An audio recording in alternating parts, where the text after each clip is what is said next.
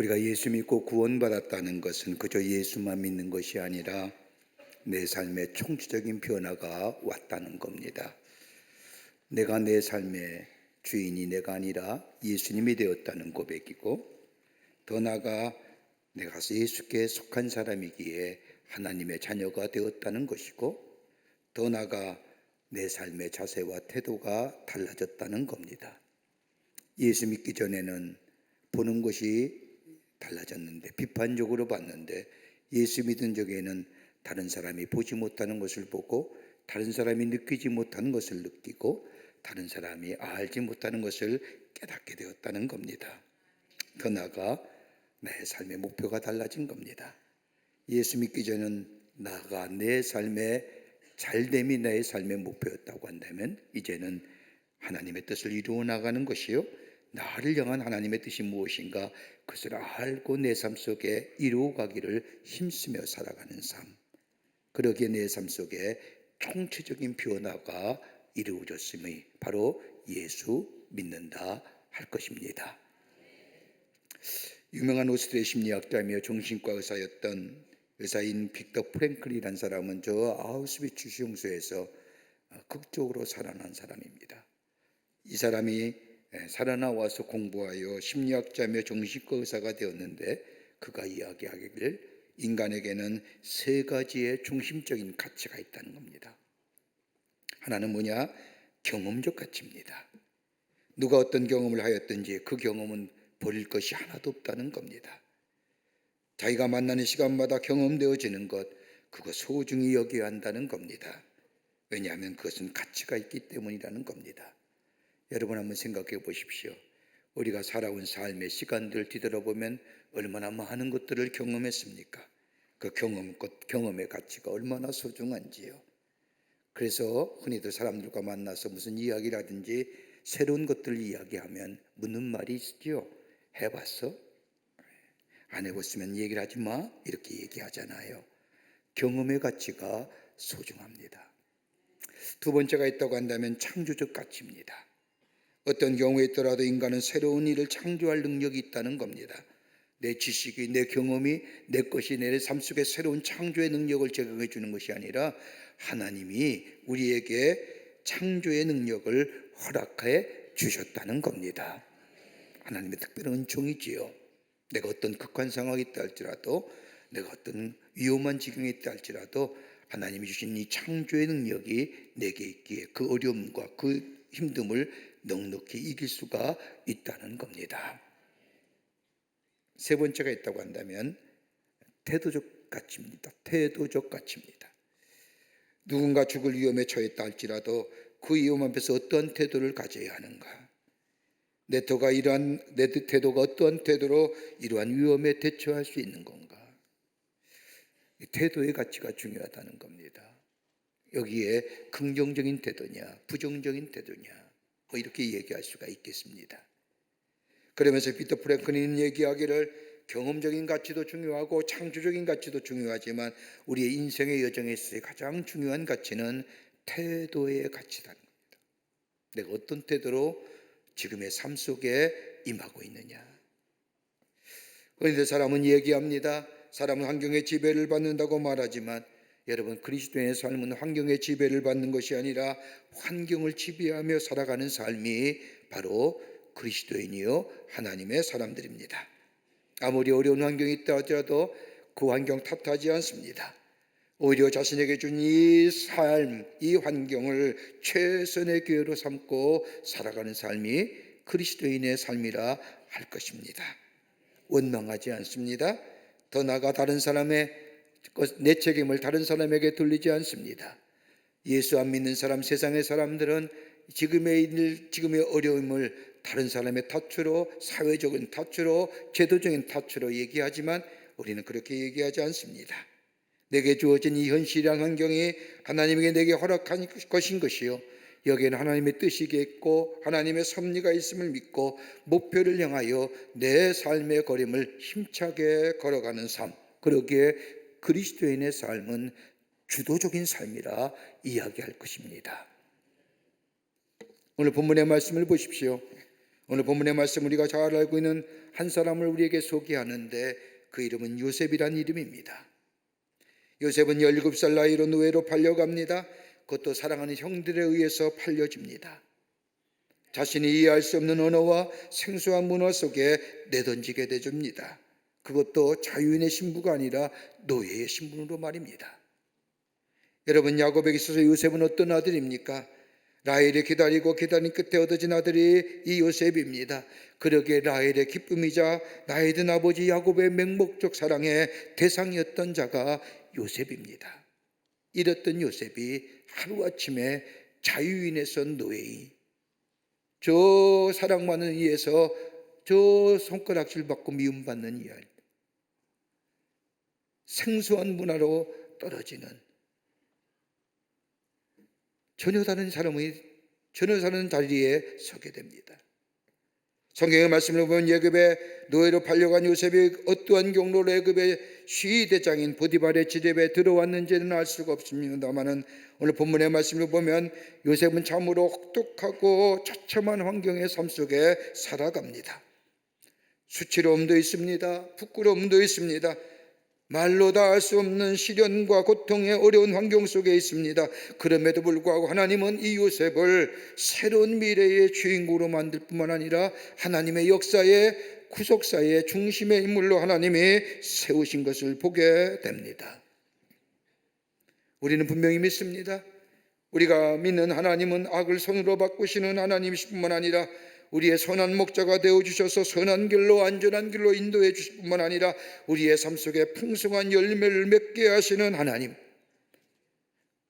그 하나님을 우리가 믿기에 우리가 새해를 시작하면서 여러 가지 많은 이야기를 들으며 우리 마음속에 불안과 염려와 절망과 좌절의 모습들이 있지만 그럼에도 불구하고 하나님이시는 이 약속하신 이 하나님을 내가 믿기에 우리는 새해에 새로운 기대와 소망을 가지고 우리의 걸음을 내리는 줄 믿습니다.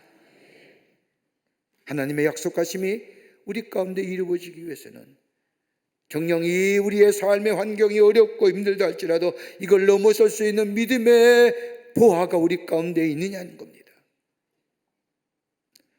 그 믿음의 보화가 무엇인지 오늘 본문의 말씀을 통해서 함께 말씀을 나누며 이 믿음의 보화를 가지고 우리 새로운 미래를 향하여 하나님의 약속의 성취를 이루어 나가는 여러분과 저와 되시기를 먼저 주의 이름으로 축원합니다.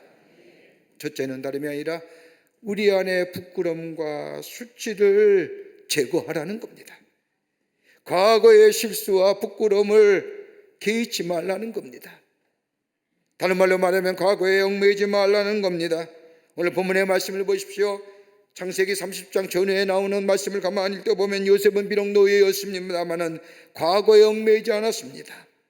과거에 노예가 되지 않았다는 겁니다.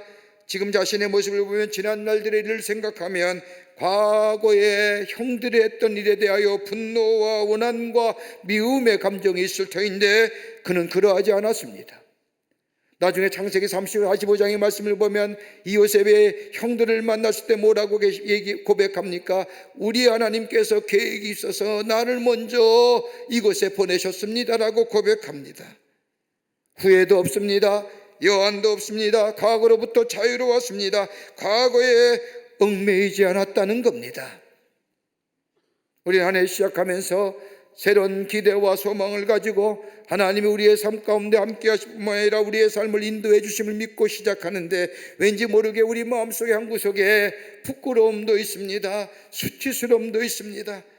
하나님 앞에 한 해 동안 뒤돌아보면 불충한 모습도 내 안에 있음을 고백하게 됩니다. 그런데 이 실수와 부끄러운 것들에 대하여 교훈을 얻을지 못하지만은 거기에 매서는 아니 된다는 겁니다. 여러분, 성경의 말씀을 보십시오. 구약 성경의 말씀을 보면 두 가지의 귀한 단어가 나옵니다. 하나는 다름이 아니라 기억하라는 것이고 또 하나는 뭐예요? 잊어버리라는 겁니다. 여러분, 구약 성서나 신약 성경의 말씀을 보면 하나님이 우리에게 끊임없이 요구하는 것이 있다고 한다면 과거의 단절입니다. 잊어버리라는 겁니다. 끊어버리라는 겁니다. 그뿐 아니라 하나님의 베푸신 은혜에 기억하라는 겁니다. 너희의 삶을 어떻게 인도왔는지 기억하라는 겁니다. 끊어버릴 것은 단호하게 끊어버리는 결단이 우리 안에 있을 때에 우리의 신앙의 안일함과 과거의 죄악일과 과거의 죄된 행설, 이거 다 끊어버리고 하나님께 돌아오라는 겁니다. 우리에게 실망과 아픔을 가져줬던 불편한 진실들 기억하지 말아야 할 것입니다. 거기에 매여 있지 말아야 할 것입니다.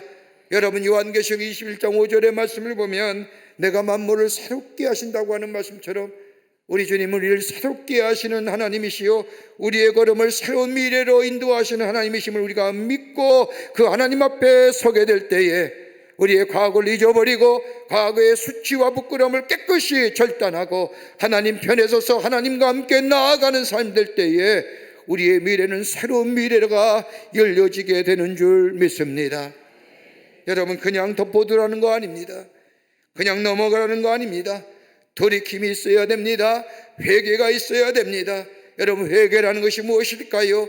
우리의 마음의 방향이 저 세상을 향하여 다놨던 마음의 방향이 하나님께로 향해지는 것이고, 땅을 향하여 치닫아갔던 우리들의 마음이 하나님의 나라로 우리의 마음이 바뀌어지는 것, 방향의 전환, 마음의 변화가 우리 가운데 있어져야 됩니다. 그럴 때 우리 하나님은 치유해 주십니다. 용서해 주십니다. 회복해 하여 주십니다. 새로운 전제로 거듭나게 하여 주십니다. 단순히 잊어버리는 것이 아닙니다. 하나님 앞에 나와 하나님의 주시는 온전한 치유와 회복의 역사가 우리 가운데 있게 될 때에 우리는 만물을 새롭게 하시는 하나님의 은혜 안에서 새로운 미래의 소망과 기대를 가지고 살아가게 되는 줄 믿습니다. 여러분, 시편 51편의 말씀을 보십시오. 시편 51편의 말씀은 다윗은 자신의 잘못을 뉘우치며 하나님 앞에 회개하는 회개의 고백입니다. 저 밧세바와의 잘못된 관계, 저 우리아의 아내를 빼앗은 것 몰랐습니다. 자신이 권력이 있고 자신이 힘이 있기에 가능한 줄 알았습니다마는 나단 선지자의 꾸지람을 들을 때에 비로소 회개합니다. 여러분, 우리아가 어떤 사람입니까? 여러분 잘 알다시피 다윗이 저 사울 왕의 추격을 피하여 저 광야에 나갔을 때에 함께 동행했던 자가 우리아입니다. 함께 생명을 걸었던 사람입니다. 더더구나 다윗을 위하여 자신의 목숨을 내어놓았던 사람입니다. 그랬던 우리아의 아내를 자기가 빼앗으면서 우리의 자신의 죄와 범죄를 감추기 위해서 우리아를 저 요압으로 하여금 최전선에 나가 저 화살에 맞게 죽게 합니다. 엄청난 죄를 지었죠. 자신에게 생명 바쳤던 사람을 허무하게 죽여버린 겁니다. 자신의 정욕과 욕심 때문에. 그런데도 깨닫지 못합니다. 자신이 가지고 있는 위치와 자신이 가지고 있는 힘으로 인하여 자신의 죄악의 모습을 알지 못할 그때에 나단 선지자와 저의 죄를 지적하게 될 때 비로소 이 다윗이 깨닫고 그 앞에 회개한 시가 시편 51편의 말씀입니다. 얼마나 간절히 자신의 죄를 고백했는지 51편 2절의 말씀을 보면 나의 죄악을 맑게 씻기시며 나의 죄를 깨끗이 제하소서라고 고백할 뿐만 아니라 그 뒤에 나는 4절의 말씀을 보면 내가 주께 범죄하여 주의 목전에서 악을 행하였사오니 주께서 말씀하실 때 의로우시다 하시고 주께서 판단하실 때 순전하시다 하리이다 라고 철저한 회백이지요. 돌이킴입니다. 하나님만이 내 죄를 깨끗게 하신다는 겁니다. 여러분, 이사야서 1장 18절의 말씀을 보면 너희 죄가 주홍 같을지라도 눈과 같이 이겨질 것이요 진홍같이 붉을지라도 양털같이 되리라고 하는 말씀처럼 주님 앞에 나와 내 허물과 내 부끄러움과 내 수치와 내 죄 있는 모습을 내려놓게 될 때에 우리 주님은 그냥 보시는 것이 아니라 우리의 상한 마음을 치유해 주시고 우리의 죄를 용서해 줄 뿐만 아니라 깨끗한 마음으로 새로운 심령으로 우리를 하여금 덧입게 하셔서 주님이 약속하신 처럼 만물을 새롭게 하시는 그 놀라운 은혜가 우리 가운데 임하게 하시며 그 미래를 향하여 힘 있는 걸음으로 걸어가게 하시는 줄 믿습니다. 아브라함도 실수가 있었지요. 저 바울과 베드로도 과거에 쓰라린 상처가 있습니다. 그러나 하나님은 저들의 과거의 실수와 부끄러움과 상처를 마다하지 아니하시고 기억하지 아니하시고 그를 온전케 하시고 그를 치유하시고 회복시키시어 하나님 나라의 역사에 귀하게 쓰임받는 하나님의 사람으로 세워주신 것을 보게 됩니다. 이것이 뭐요? 믿음의 보화를 가진 자의 모습입니다. 우리 주님은 치유하시는 하나님이요, 용서하시는 하나님이요, 회복해 하시는 하나님이요, 새로운 미래를 열어가시는 하나님이요, 그 하나님 앞에 과거의 실수와 부끄러움과 죄된 모습이 고백될 때에 우리 주님은 새롭게 하시고 그의 영혼을 깨끗게 하시고 그리고 우리에게 새로운 미래를 열어 주시는 줄 믿습니다. 이 믿음의 보화가 우리 가운데 있습니다. 두 번째는 다름이 아니라 돌이켜 생각하고 감사한 마음으로 힘있게 걸어가라는 겁니다. 돌이켜 생각하고 감사한 마음을 가지라는 겁니다. 여러분, 본문의 말씀에 나타난 요셉의 모습을 보십시오. 4절의 말씀에 요셉에 관하여 이렇게 설명합니다. 그 주인에게 은혜를 입어 섬김에라고 말합니다. 보디발의 가정의 총무가 된 겁니다. 그리고 성경 말씀을 보면 보디발은 자신이 먹는 것 외에 모든 소유의 관리를 이 요셉의 손에 위임합니다. 여러분, 가능한 얘기일까요? 애굽의 시위대장입니다. 저 요셉은 유대에서 건너온 누가 누군지도 모르는 노예입니다. 그에게 자신의 모든 지배하는 일들을 맡긴다. 여러분, 이거 웬만큼은 쉽지 않은 일 겁니다. 근데 맡기잖아요. 은혜를 입었다고 얘기합니다. 그냥 되었을까요? 주인에게 은혜를 입었다는 것은 다른 말로 말하면 자신의 자리에서 최선의 삶을 경주했다는 겁니다. 내가 처해진 삶의 모습에 대하여 불평과 원망하는 것이 아니라 내가 지금 삶의 결과에 대하여 지금 여기까지 온 것에 대하여 하나님 감사합니다라고 감사하며 그 삶의 자리에서 최선을 다하여 섬겼다는 겁니다. 여러분, 지금의 시대처럼 예수 믿기가 힘든 시대가 어디 있을까요? 이렇게 얘기하면 목사님은 예전에도 그랬습니다. 옛날에도 저 15세기에도 저 초대교회도 예수 믿기가 쉽지 않았습니다. 마찬가지입니다. 그때는 그분들이 예수 믿기가 쉽지 않았지만 오늘 이 시대를 사는 우리들도 또한 똑같이 예수 믿는 어려운 시대에 삽니다. 왜 그래요? 사람들이 절대성을 인정하지 않잖아요. 예수가 우리의 구원의 주요, 저 말씀의 절대성, 계시된 말씀, 선포된 말씀, 쓰여진 말씀에 대하여 아니다라고 얘기하잖아요. 그건 신화라고 얘기하면서 말이에요. 절대성의 부정입니다. 그뿐일까요? 얼마나 세속적인 것이 우리에게 들어옵니까? 하나님보다는 돈이 앞서지 않습니까? 물질이 세상을 모든 것을 장악하지 않습니까? 하나님의 말씀이라든지 하나님의 윤리라든지 하나님 나라의 법도라든지 이거는 우리와 상관없이 살지 않습니까?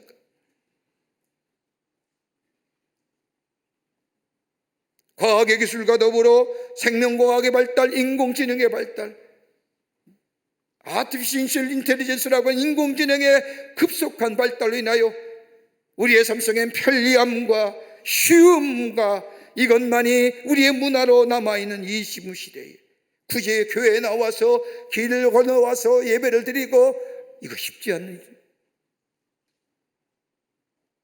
무엇 가지고 이 도전을 이길 수 있을까요? 다름이 아니라 먼저 믿는 우리가 우리의 믿음의 자리, 복음의 자리에 다시 돌아와야 됩니다. 돌아올 뿐만 아니라 내 삶의 자리에서 원망과 불평하는 것이 아니라 이것 또한 하나님의 계획과 하나님의 뜻 안에 있음을 내가 믿으면서 내 삶의 자리에 최선의 노력으로 최엉실한 모습으로 내 삶의 자리에서 내 맡은 자리를 감당하게 될 때에 여기에 새로운 하나님의 역사가 이루어지게 됩니다. 그런데 우리의 믿음의 보화가 뭐가 필요합니까? 다름이 아니라 하나님이 보고 계신다는 겁니다. 세상의 사람들은 다른 사람의 눈치를 보지요. 다른 사람을 향하여 이야기합니다. 그런데 내 삶의 환경이 어렵고 힘들다 할지라도 다른 사람이 뭐라 하더라도 이건 내게 주신 하나님의 특별한 은혜요, 하나님의 뜻 가운데 있음을 믿으면 이 삶의 자리 어렵다 힘들더라도 최선으로 정직하게 다른 사람 몰라준다 할지라도 우리 하나님은 보고 계신다고 하는, 하나님이 날 보고 계시고 나와 함께 하신다고 하는, 우리 하나님은 아신다고 하는 이 믿음이 우리 가운데 있다고 한다면 다른 사람이 뭐라 하든지 우리의 삶에 최선과 정직성으로 살아가는 우리의 삶이 되지 않을까요?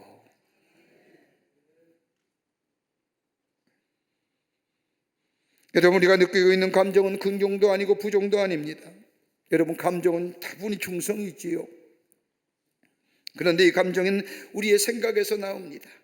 내 생각 속에 원망과 불평의 생각이 가득하면 그 감정은 불평과 원망의 감정이 쏟아져 나오고요, 우리의 생각이 비록 내가 처해진 환경이 어렵다 할지라도 우리 하나님이 보고 계셔, 우리 하나님이 나를 아셔, 이 믿음의 보화가 내 안에 있다고 한다면 내 삶의 환경이 아무리 없더라도 내 마음은, 감정은 뭐요? 기쁘고 감사가 있고, 내 감정은 뭐요? 감격이 있고, 그러기에 내 삶의 태도는 뭐요? 적극적이고 긍정적이가 되며, 다른 사람은 몰라준다 할지라도 우리 하나님은 아신다고 하는 이 믿음의 고백이 내 안에 기될 때에 내 삶은 다시금 새로운 생명의 역사를 덧입어 새로운 미래를 향하여 나아가는 복된 자가 될 줄 믿습니다. 요셉 보세요. 노예입니다. 노예에게 도덕성이 있을까요? 필요 없는 겁니다. 여러분, 노예라는 존재가, 여러분 가만히 보십시오. 그에게 무슨 책임성이 있습니까? 의미 없는 겁니다. 그저 주인이 가라 하면 가고 오라 하면 오는 존재입니다. 그럼에도 불구하고 요셉은 하나님 앞에서, 다른 사람 뭐라 한다 할지라도 하나님 앞에서 자신의 도덕성이요, 자신의 책임성이요, 그것 가지고 성실과 최선의 노력으로 강조하는, 다름 아닌 그의 마음속에 하나님이 보고 계시고 하나님이 아신다고 하는 이 믿음의 보화가 그 아이가 있었기에 처해진 환경에 대하여 원망하고 불평하는 것이 아니라 감사함으로 그 일에 최선을 경주하게 될 때에 하나님 그에게 하나님의 미래를, 새로운 미래를 열어주실 뿐만 아니라 그를 통하여 이 땅에 하나님의 구원의 역사를 놓아갔던 것을 보게 됩니다. 2차 세계대전 중에 유명한 독일의 신학자이며 설교가인 헬무트 틸리케가 저 폭격으로 폐허가 된 함부르크 시내를 걸고 있었습니다. 그때 평소에 함께 다니던 이 중년의, 교회 다니던 중년의 부인이 이 틸리케를 알아보고 찾아와서 손을 붙잡고 얘기하는 겁니다. 어젯밤에 내 남편이 폭격으로 인하여 죽었습니다. 그의 시신은 찾을 수가 없습니다. 덩그러니 그가 쓰고 다니는 몸자만 남았습니다. 그럼에도 불구하고 나는 지난주일 남편과 함께 교회가 하나님 앞에 예배 드릴 수 있던 것에 대하여 하나님 앞에 감사하고 있습니다. 가능한 얘기일까요? 남편 죽었고 시신도 찾을 수 없고 모자만 남그렸는데 이 부인의 마음속에는 남편과 함께 지난 주일날 예배 드렸던 그 시간이 너무너무 귀하고 감사하다. 여러분, 감사한 마음에는 우리 안에 세 가지의 요소가 나타난다지요. 하나는 예방이 되고, 또 하나는 뭐예요? 해독이 되고, 또 하나는 뭐예요? 방부가 된답니다. 아무리 어려움이 닥쳐온다 할지라도 우리 안에 이것이 있게 되면 하나님은 우리에게 좋은 것을 주시기 위한 것이라고 생각하며 감사한 마음이 있을 때에 거기에 뭐예요? 최선을 다하는 예방제가, 또한 감사한 마음이 우리 가운데 있으면 우리의 심령을 피폐케 하는 독소를 제거하는 해독제가 될 것입니다. 우리 안에 지금 주어진 삶의 환경에 우리 하나님이 알고 계시고 보고 계시고 우리 하나님이 아신다는 믿음이 우리 안에 있을 때 우리의 심령이 부패케 되는 방부제 역할이 우리 가운데 있게 된다는 겁니다. 어떤 믿음의 보아요? 하나님이 아십니다. 하나님이 보고 계십니다. 이 믿음의 보아가 감사가 있게 하고 힘을 얻게 하고 새로운 미래를 열어가는 놀라운 역사가 우리 안에 있게 될 줄 믿습니다. 끝으로 믿음의 제고로 새로운 되약의 기회로 삼으라는 겁니다. 하나님을 믿고 낙심하지 말라는 겁니다. 믿음의 제고입니다. 믿음의 보아이기도 합니다. 하나님을 믿고 낙심하지 말아야 한다는 겁니다. 여러분, 오늘 본문의 말씀을 보십시오. 요셉은 노예입니다. 소망이 없는 자입니다. 평생 노예로 죽을 일생입니다. 그러나 절망하지 않았지요. 여러분 1절서부터 6절의 짧은 절수의 말씀이지만 이 안에 하나님이 여호와께서 함께 하심으로라고 하는 단어가 무려 6번이나 나옵니다. 다시 말한다면 하나님께 소망을 두고 낙심하지 않았다는 겁니다. 우리가 새해를 맞이하면서 이제 3주 지나갔는데 들려오는 이야기들, 전망들 이야기하면 참 아픈 이야기요, 불안과 염려가 주는 얘기요, 때는 절망과 좌절 가운데 두려움으로 우리 가운데 다가온 이야기들이 얼마나 많은지요. 그럼에도 불구하고 주의 사명을 붙잡고 앞으로 나아갈 수 있게 하는 것은 다름이 아니라 하나님이 우리와 함께 하신다고 하는 임마누엘의 하나님이 우리 안에 계시기에 아무리 세상이 혼란하고 이야기가 많다 할지라도 우리는 주의 손 붙잡고 새로운 미래를 향하여 나아가는 놀라운 은혜가 우리 가운데 있는 줄 믿습니다. 여러분, 하나님이 우리 인간에 주신 기능 가운데 아주 소중한 기능이 있다고 한다면 다름이 아니라 이성이라는 기능입니다. 이성은 판단의 능력과 더불어 추리의 능력을 가져다 줍니다. 선과 악, 옳고 그름을 판단할 수가 있습니다. 이것이 바로 이성의 기능입니다. 미래를 예견할 수 있습니다. 이렇게 되면 저렇게 될 것이고, 내일은 어떻게 될 것이고, 내년은 어떻게 될 것이다, 다가올 미래에 대하여 생각하고 추리할 능력이 바로 이성을 통하여 우리 가운데 있어지게 됩니다. 그런데 여러분 가만히 보십시오.